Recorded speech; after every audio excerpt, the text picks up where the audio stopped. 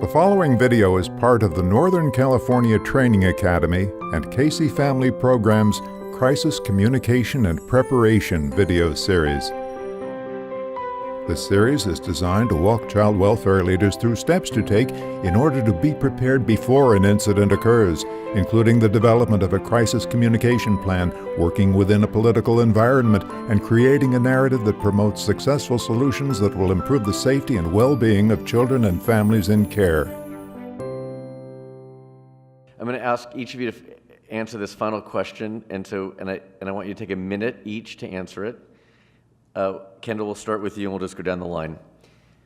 You have 1 minute to go into the director's office and he's too busy, he has no time, or she, and you're about to tell this director that you want them to dedicate a significant chunk of their regular calendar to coalition building, stakeholder relations, and you have to make the case why it's critically important to further the mission of the agency on an ongoing basis and how it's there to help during a crisis. Going to make the case in 1 minute or less or a little bit more. Hello, Director. How you doing? What's your? I'm not well. I have a lot going on. I don't have much time. What's up? All right. I need to know what your calendar is like on Thursday. What's your day like? Totally jammed. Okay. I'm going to talk with your assistant and see if there's any possibility to clear some time. There's really a critical need that you meet with the West Side Ministers Alliance.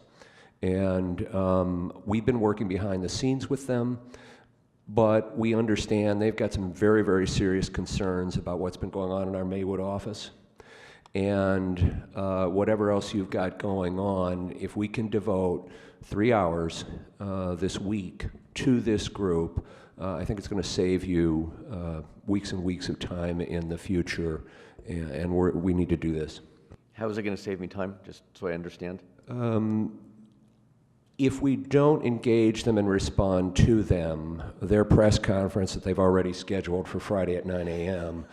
is going to center on our agency's lack of response to that community.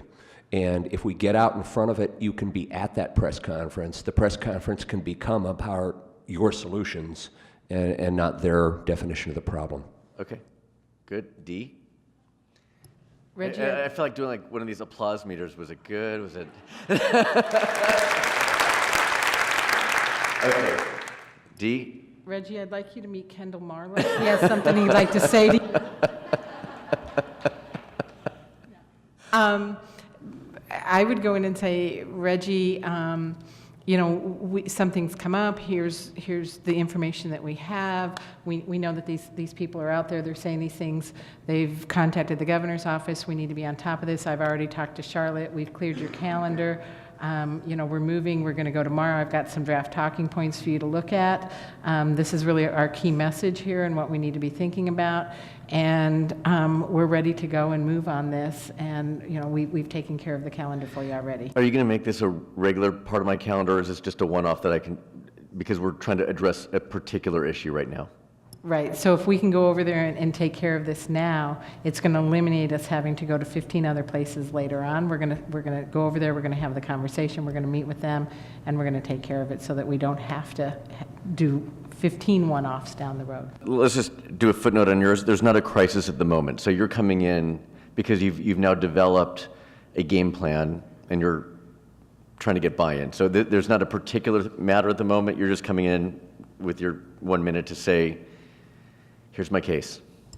Oh, that's too bad, because I was going to tell him that the West Side Ministers were out in front of the building with Channel 4 News, but okay. I can't say that now. And then I was going to say, meet Dee and Kendall. I would just lay the groundwork about the importance of proactive communications and proactively going into the community and developing the relationship before the crisis hits. And I think, you know, just educating on you know, the need for proactive communications instead of, which will save you time in the long run. And if I followed up and said, how does this help me at all with my political relations and news media when it hits? How does this investment of time with all these stakeholders help me in that regard? Yeah, how it helps you is you have people on your side and you have people speaking on your behalf and speaking the language of your missions and goals. This is really, we covered, I think, what we were hoping to cover in this. We have a couple minutes left. If there are questions for the panelists that I didn't ask, let's have at it now. Any questions, or is everyone hungry? Okay, yes. If you have any advice on how to work with partners who have a very specific idea of how they want to help, but it wouldn't really be helpful, and so you don't want to kind of burst their bubble, you want to kind of get them into a way that can meet both of your needs, but they're pretty insistent about a very particular thing that they want to do. I would educate them, obviously, but I think that part of that energy sometimes is best channeled into some kind of group effort where you might be able to let their peers help them understand that giving the caseworkers luggage for the children is great, but doesn't solve every child welfare problem, say, just to choose something. So advisory groups, things like parents' councils, any kind of group like that, stakeholder groups that you can form on a regular kind of basis, you can take somebody like that and say, we are so glad you're here. That is fantastic. Those are some great ideas. Let's get you on our group and get them into that group. The group will help them see the broader agenda. The group will help them see maybe their idea can fit in somehow, maybe it can't. Does that help?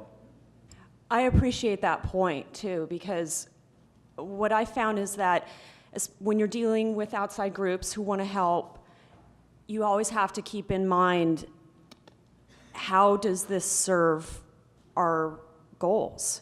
And how does this, what can we, you made that point, what can we get out of this?